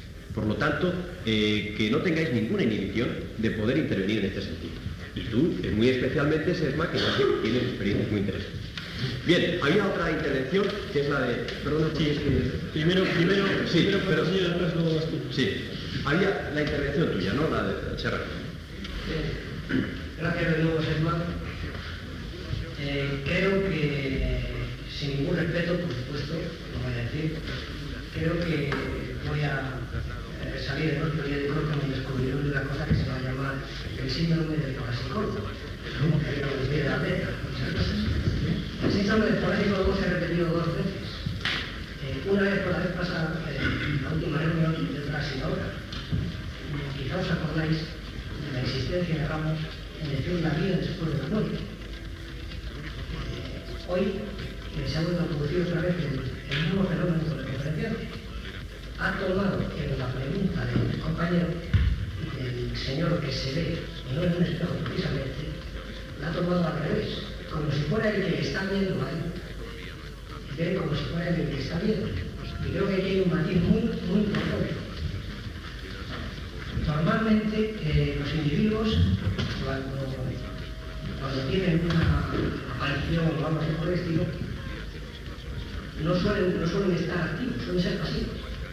Y en este caso, la interpretación la has cogido al revés. La has cogido el señor que está al otro lado del espejo, es el que está viendo a mí. Lo normal es que no se vea. No sé si está claro. Sí. Bueno, es que, claro, yo he tomado la idea con esta que te digo de los casos de accidentes, que normalmente lo que sucede es justamente eso, Sí, que el accidente, el que está arriba es el que ve. sabe, no el que se queda. Exactamente. Y aquí justamente lo has interpretado al revés. Y eso es algo sido demasiado curioso. O sea, entiendo que hay algo más que el error de la interpretación. Ya, puede ser. Entonces, por eso hablaba en el tema de Sesma, que decía, caramba, no miremos tan fríamente el asunto, porque quizás estamos mirando desde el otro lado. Ya. Bueno, yo lo que quisiera también, ya te contesto a ti, de paso un poco a Sesma. Yo creo que realmente lo que he defendido aquí no han sido unas ideas subjetivas, sino han sido las ideas de unos investigadores. Entonces, yo creo que Sesma ha dejado entrever de que la hipótesis... Sí, además tampoco las ha defendido, o sea, las ha expuesto. Yo creo que la hipótesis telepática y clarividente están muy lejos de ser teorías mecanicistas como ha dicho Sesma. Es decir, tú ahora mismo al 80% de los científicos del mundo les hablas de telepatía y clarividencia y te miran por encima del hombro y no te vuelven a decir la palabra en la vida. Luego están bastante lejos de ser hipótesis mecanicistas. En primer lugar porque no hay ninguna ley mecánica, ni científica, ni física actual que las explique. Ahora bien, el hecho de que no haya leyes que las expliquen y no se conozca su naturaleza, no quiere decir que las vamos a descartar como hipótesis. Exactamente, tú has hablado de la gravedad. Efectivamente, la gravedad no conocemos su naturaleza, sin embargo es una hipótesis para explicar el por qué una manzana cae, a pesar de que no sabemos el por qué. Pues lo mismo sucede con la telepatía en este caso. Me voy a poner ahora un poco a defender el tema de la hipótesis telepática. Es decir, efectivamente, ¿qué es telepatía, qué es clarividencia? No conocemos su naturaleza, pero igual sucede con la ley de la gravedad y sin embargo puede ser explicatorio. Pero me falta una pregunta a los que vienen del asunto, yo no entiendo. Todas estas experiencias tienen bastantes años y no sé si se han repetido o no se han repetido modernamente. Pero a mí lo que no me encaja de toda esta historia, que creo que podría haber una identificación fácil, es el hecho de ir vestidos. Para mí eso es demasiado extraño. Sí, bueno. Perdona, entonces, si de alguna manera alguno de los aquí presentes tiene alguna experiencia de ese tipo, y me puede contestar la pregunta, esto mismo ocurre ahora, hoy en día, con tanta fibra artificial en la ropa. O sea, es lo que para mí sería claro. O sea, cambiaría un asunto de otro. Sí, entonces, si es con ropa no se puede hablar de un pasado. O mi concepto de la fibra energética es demasiado estrecho. Lo que sucede es que, mira, todo depende también de la hipótesis en la que te pongas. Digamos que si piensas en la hipótesis telepática, es decir, que entonces es el inconsciente del individuo el que elabora el drama. Pues entonces el drama que elabora el individuo está acorde con sus ideas y de acuerdo con las circunstancias que le rodean. El individuo de la Edad Media, digamos que sería un fantasma vestido como en la Edad Media se iba vestido. Un fantasma, digamos, el del año 3000 a lo mejor verá al fantasma vestido con un traje de astronauta. Es decir, que siempre digamos, es el sujeto el que parece ser que adorna. Efectivamente, tú como has dicho, yo en la casuística que he visto, y desde luego a través de todo lo que he leído, que ha sido bastante, nunca ha habido un caso de que apareciera el hombre como Dios le trajo al mundo, ¿no? Es decir, siempre va vestido, va con un perro, va con un siempre con la imagen, digamos que él, de la que sus circunstancias ha rodeado, sus circunstancias de espacio, de tiempo, de familia, todo esto. Es decir, así él se ha presentado o así lo ha elaborado el subconsciente de... No ha habido apariciones en calles turistas, entonces. No, todos o sea, hasta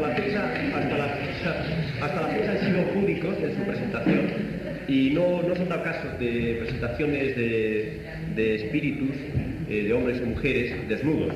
Pero como bien dices, Sesma, quizá ahora se empiezan a producir por los tiempos que están cambiando, ¿no? Yo quería hacer dos preguntas que me han sugerido la conferencia. La primera de ellas es en relación con las apariciones religiosas. Ha dicho usted que, vamos, y se ha deducido claramente de su exposición, que la explicación más lógica de todos estos fenómenos de apariencias es el hecho telepático.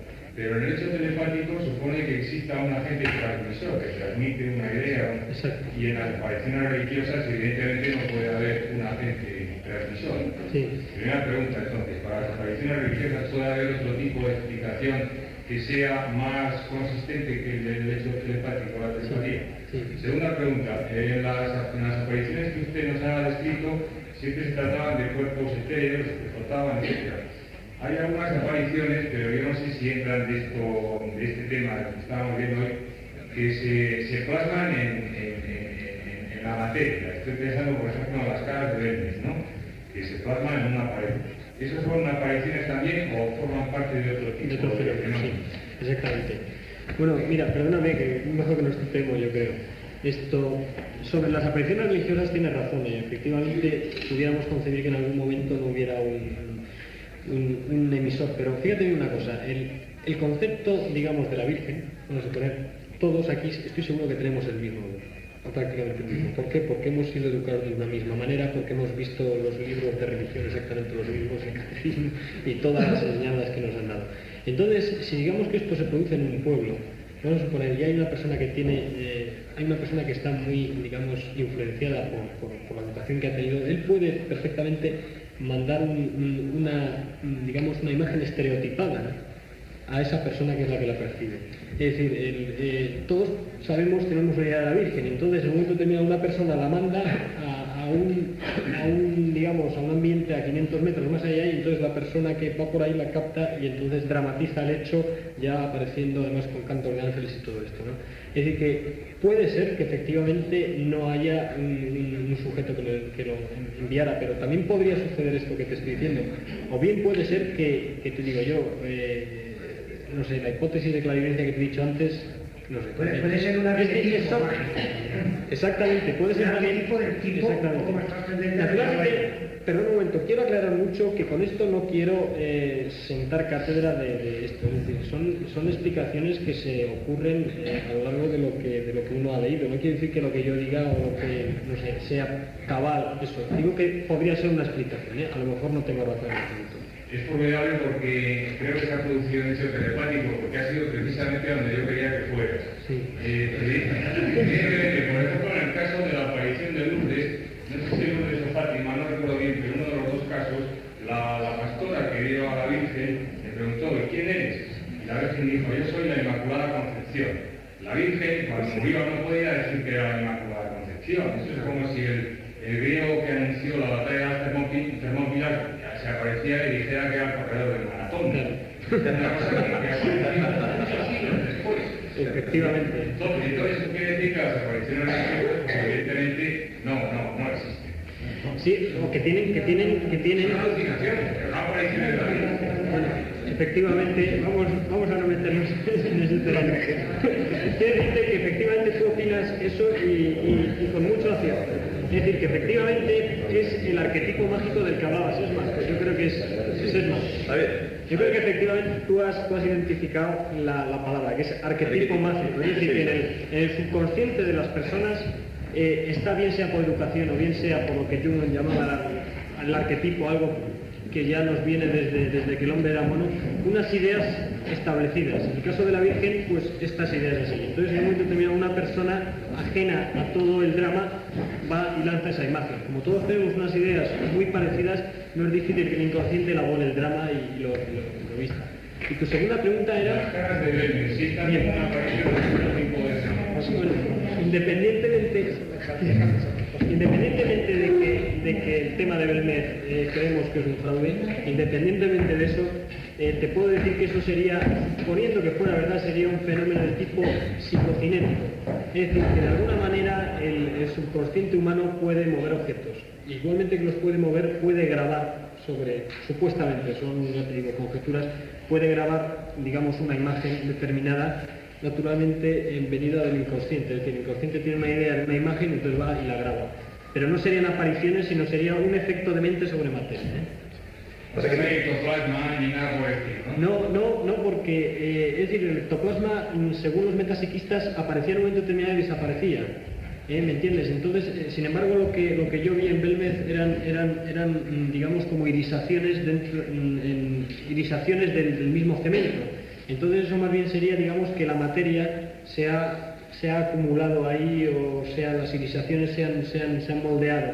Eso creemos que desde luego es de una manera fraudulenta, naturalmente, pero vamos, descartando, vamos a suponer, sería de una manera psicocinética, es decir, sería un fenómeno totalmente distinto. Un pequeño inciso respecto a la psicocinética. Bueno, ustedes ya saben que en Alemania existe un premio dotado con varios millones, equivalente a varios millones de pesetas ya desde hace tiempo, para la primera persona que demuestre la más mínima existencia de un fenómeno psicocinético. Pero sin ir tan lejos, Alemania, esto también nos tiene ustedes al alcance de la mano, porque la Sociedad Española de Parapsicología tiene también una oferta más modesta, porque lo nuestro es más modesto, pero tiene una oferta de $500.000 de pesetas a cualquier persona que demuestre el más mínimo fenómeno psicocinético. Hasta ahora nadie ha demostrado, a pesar de que parece golosa la cantidad, la existencia de un fenómeno psicocinético. Quizá algún día tengamos que hacer, porque puede ser interesante, tengamos que hacer una exposición de todos los que se han presentado al premio, porque es muy interesante que veáis cómo la idea que tiene la gente de la parapsicología. Simplemente os voy a decir un caso, que puede ser quizá el más anecdótico de todos, que es uno que se presentó al premio del $500.000 con un tablón al hombro, más bien largo y estrecho. Y se presentó allí a la sociedad y dijo: buenas, con el tablón, vengo a por el $500.000. Bueno, pues, pero bueno, es que verá usted, aquí hace falta hacer unas pruebas para ganarse esto, ¿sabe? Y dice: sí, pero como es tan rápido, vayan ustedes preparando el $500.000, que voy a hacer la prueba. Bueno, entonces puso, traía todo el material, traía todo, y ustedes me dejan hacer aquí. Usted, mientras que no incendie la casa o la inunde de agua, haga usted lo que quiera. Entonces puso una cuerda atravesando de puerta a puerta para poderla atornillar, trajo sus tornillos y todo, puso la cuerda, y de la cuerda colgó un anzuelo con un cable. Vamos, era un hilo retorcido, un hilo que terminaba en una aguja. Entonces, a mitad de la tabla, clavó la aguja, estaba perfectamente calculado para que estuviese en un equilibrio total, entonces era una tabla larga, y entonces, claro, naturalmente al soltarlo, pues empezó a dar vueltas, porque el hilo estaba retorcido, bueno, es que se fabrica así, torciéndolo, ¿no? Entonces empezó a dar vueltas. Bueno, y además tarda mucho en pararse, porque esto, hagan la prueba, es impresionante la cantidad de tiempo que puede estar dando vueltas una tabla bien equilibrada. Y entonces le dije: bien, ahora ¿quiere usted pararlo? Y dice: sí, claro. Cuando dijo sí, claro, nos sobrecogimos todos, nos miramos y dijimos: el $500.000 hay que pagarlo, además encantados, porque acabamos de ser testigos de algo. Y entonces coge y dice: pues sí, señor, y hace con la mano así. Y entonces yo fui y le dije, pero oiga, no, oiga, con la mente. Y dice: no, eso no he aprendido. Dice: yo lo único que sé es ponerlo en marcha. Lo que no sé es parar. Y bueno, así, por el estilo, eran las pruebas que vinieron. Sobre el tema de las caras de Belmez, hay un trabajo que se ha publicado en el último número de la revista nuestra, que solamente reciben los socios. ¿Tú eres socio o no? No sé si eres socio o no. No eres socio, ¿no? No, bueno, te puedo, no es por traerte un ejemplar de la revista, por si no ya lo tendrías. En la revista, si me lo recuerdas el próximo viernes, en la revista viene un artículo que es un trabajo de investigación muy serio, hecho por el doctor Alonso, que es el director del Instituto Hidrológico de Valencia, que es uno de las 3 eminencias mundiales en el terreno de la edafología, estudio de las piedras, y tiene un aparato de una calidad extraordinaria. Es del Consejo Superior de Investigaciones Científicas para analizar cualquier piedra que se le presente. Entonces le presentaron una de las más famosas caras de Belmez, que se llama la pelona, una cara que ha dado la vuelta al mundo. Bueno, pues le presentaron el recorte del cemento, se lo llevaron allí, y el informe dice que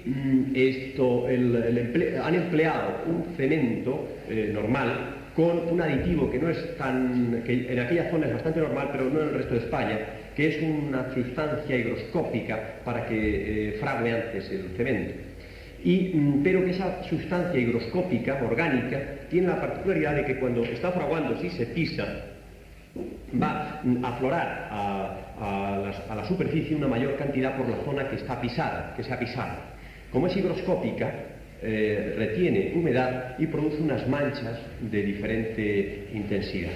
Bueno, pues analizando la famosa huella de la pelona, llegó a la conclusión de que en esa zona se produce exactamente una mini depresión debida a la pisada de un zapato del 39.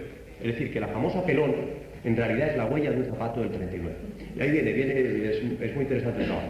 Bueno, por otra parte, esto, para que veáis hasta qué punto la idea que uno pueda tener de una cosa, de un ser humano incluso, puede influir en un fenómeno de este tipo, os voy a contar algo que he visto en Italia, que es las experiencias del padre Ernetti. El padre Ernetti es un fraile que vive en Venecia, enfrente de Venecia, en una pequeña isla donde hay un monasterio.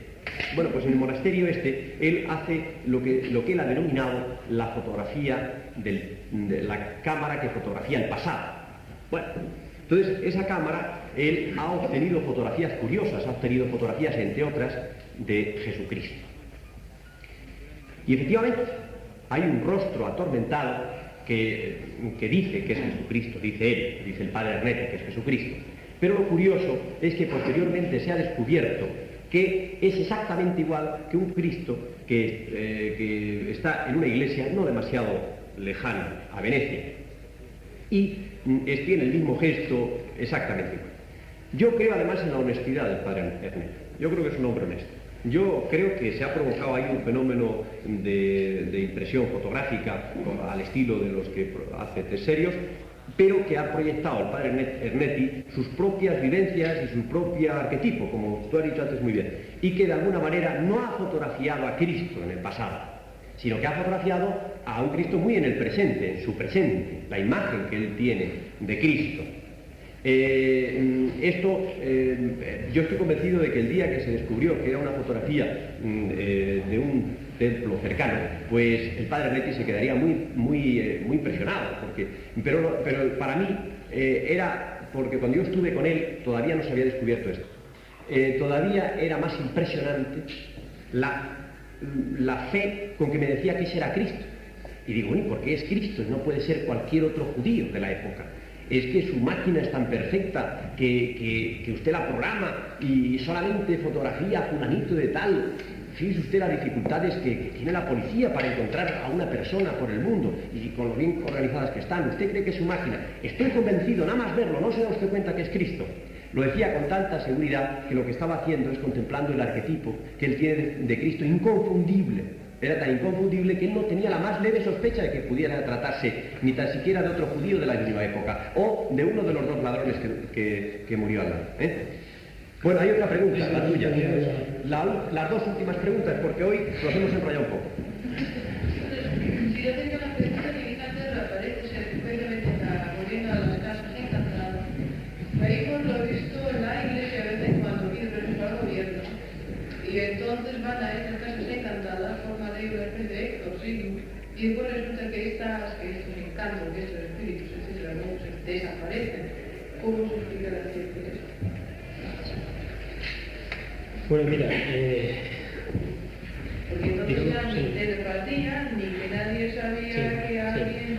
Bueno, mira, vuelvo a decir un poco, lo que yo diga no quiere decir que sea eso la verdad, pero por ejemplo, es que, claro, me pones una idea muy vaga. Vamos a suponer, por ejemplo, vamos a centrar en el caso del exorcista, en la película, que es algo parecido a lo que tú me dices. El exorcista, recuerdas que es una niña, se dan casos, los poltergeists típicos, ¿no?, estudiados por parapsicología, es una persona, como es la chica en el tema del exorcista, que entra en trance o está durmiendo, incluso en estado de vigilia, y alrededor suyo empiezan a dar golpes, o empiezan a aparecer figuras, o los libros se caen, o cualquier cosa de esto. Entonces, ¿qué es lo que sucede? Tú imagínate que esa chica, ella realmente tiene una psicorragia, entonces realmente está produciendo mediante un efecto psicocinético todos esos golpes a distancia. Si esta persona tiene unas convicciones religiosas, sin tener idea de que ella es dueña de esos poderes, si ella tiene unas convicciones religiosas, ella lo que cree es que el demonio es el que produce esos fenómenos. ¿Qué es lo que sucedería si entonces viene un sacerdote y dice: yo te voy a curar? pues que entonces, lógicamente, su inconsciente hallaría la excusa, digamos, con la figura del sacerdote dándole los exorcismos, de aplacar, digamos, esa ansia, digamos, adolescente, que siempre se da en estos casos en torno a adolescentes, y entonces, digamos, se calma. Eso es sencillamente la explicación. ¿Me he explicado claro? Es más, hay un principio en las modernas técnicas de relaciones públicas que no puede estar más lejano de la parapsicología, que de alguna manera explicaría el fenómeno. Hay un axioma que se llama el principio de Thomas, que dice que cuando el público identifica una situación como verdadera, esta termina haciéndose cierta. Y esto en la práctica se da, es decir, que cuando, por ejemplo, ¿no?, la gente empieza a decir que un banco va a quebrar, termina quebrando. Empiezan a quitarse, la gente empieza a llevarse el dinero de las cuentas, etcétera, y terminan quebrando. Entonces, en este caso, pues se podría aplicar también, es decir, y está en línea con lo que acabas de decir, es decir, que cuando el público que rodea dice, ya aquí no hay fantasmas, porque se los han cargado con este sistema, que puede ser un exorcismo o cualquier otra cosa, puede no proyectar esos fantasmas, O sea que pudiera ser también una explicación. Esto vendría a mandar un poco la hipótesis subjetiva, es decir, que el fantasma o los fenómenos psicocinéticos parten del sujeto. Entonces al sujeto tú le callas su subconsciente mediante, por ejemplo, la cosa del sacerdote, bueno, se podrían producir. Ahora no siempre ocurre, Hay una grabación que yo tengo en casa y que es una pena que esté en videotape, porque es una complicación para traerla aquí, que es la de una chica, un conjunto, varias chicas que en Inglaterra, en una famosa iglesia donde se practica el exorcismo, están en fila para ser exorcizadas por el sacerdote. Y una de ellas, cuando está perfectamente, hasta que le toca la vez. Y cuando le toca la vez es cuando es poseída por el demonio. Es decir, que hasta el demonio en eso es capaz de conservar la vez. O sea, que se das cuenta que ahí también, con independencia de la existencia o no del demonio, con independencia de la existencia o no de los espíritus, es evidente que hay un componente psíquico, psicológico del sujeto, eso está claro. Y ya la última pregunta. Sobre las casas encantadas, cuando se habla de ellas, parece que es algo que queda en el pasado. Mi pregunta es si actualmente existe este tipo de casas, aparte de vender.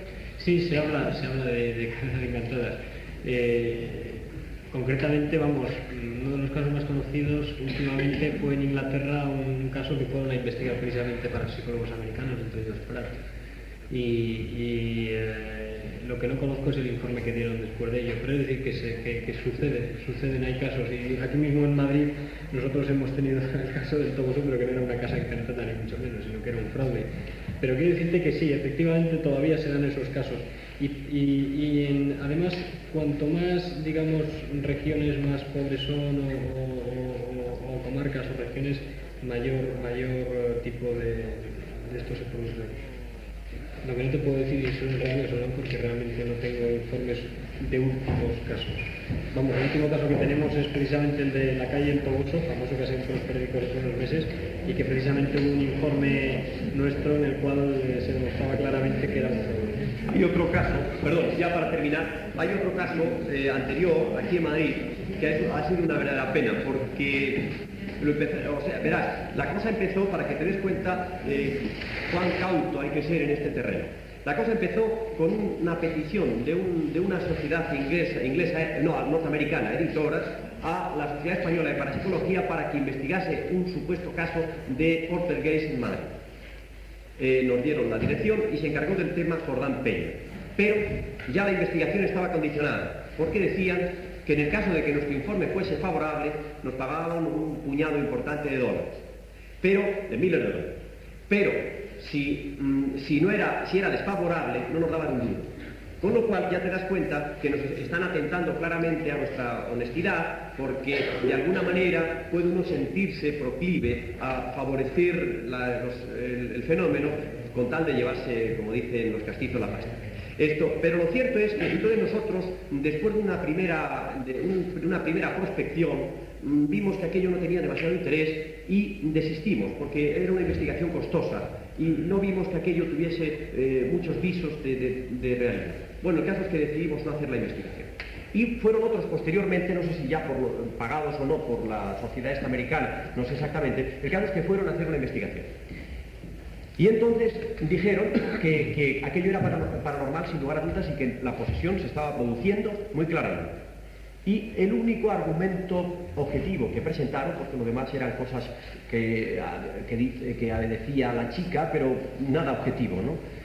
Porque decían que se movían los muebles, pero nunca estaba nadie delante para eso, o sea que por lo tanto no se podía objetivar esto. Entonces solamente el único argumento objetivo que además se publicó era que había logrado, con el poder de su mente, la chica estropear o quemar los relés de la central telefónica, y que la telefónica les había telefoneado diciendo que qué estaban haciendo, porque era una cosa curiosa que se estuviesen quemando todos los relés precisamente de ese teléfono.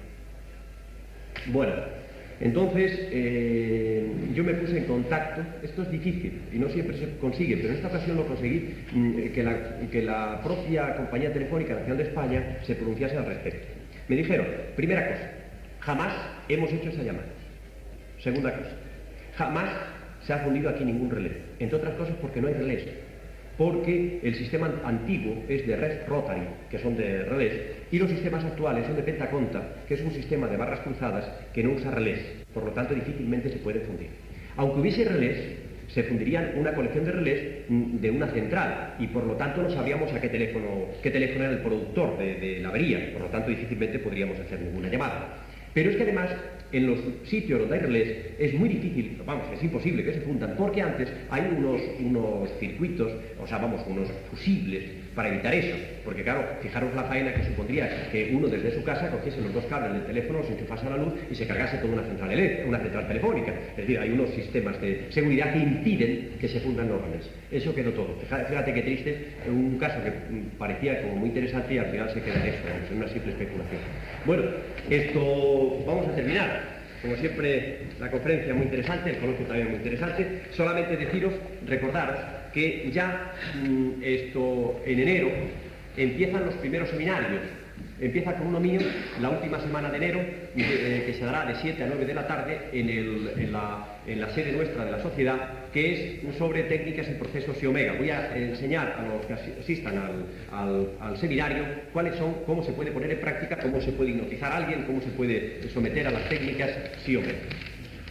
El que quiera, el que siendo miembro de la sociedad quiera inscribirse, lo que tiene que hacer es darme, como me han dado ya algunos, un papelito diciendo, pues deseo participar en esto. Ya sabéis que para los miembros de la sociedad la inscripción es gratuita, simplemente que tenemos que tenerlo en cuenta para reservar la plaza porque solamente hay 20 asientos, como sabéis.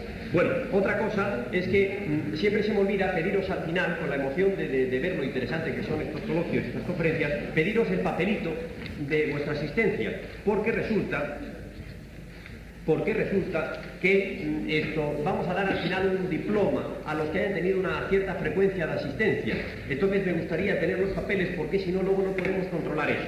Así que por favor siempre, aunque no os lo diga que terminemos, dejáis aquí encima de la mesa vuestro nombre en un papel. Bueno, y ya para finalizar, como digo, una conferencia interesante, un coloquio interesante. Me voy como muy satisfecho de haber asistido a él. Preocupado ciertamente por ese síndrome parapsicológico, que yo no sé si eso tendrá cura o no tendrá cura. Lo mismo me ocurre como aquel vendedor que yo tuve. Yo tuve un gran vendedor que tenía un cierto síndrome. Esto fue un psiquiatra, porque el hombre tenía una especie de cruce entre unas ondas alfa y unas ondas beta, y entonces fue al psiquiatra al hombre, le hizo el electroencefalograma. El caso es que era el mejor vendedor que yo tenía. Pese a ello, el hombre pues estaba mal y fue al psiquiatra, descubrió con un electro que tenía un cruce de ondas extraña ahí. El psiquiatra le puso el tratamiento, le quitó el cruce, pero dejó de vender, se murió de hambre. Este es el problema. No sé si sería bueno o malo que me quitasen el síndrome parapsicológico. A lo mejor es bueno, vaya usted a saber. Muchas gracias y hasta la próxima.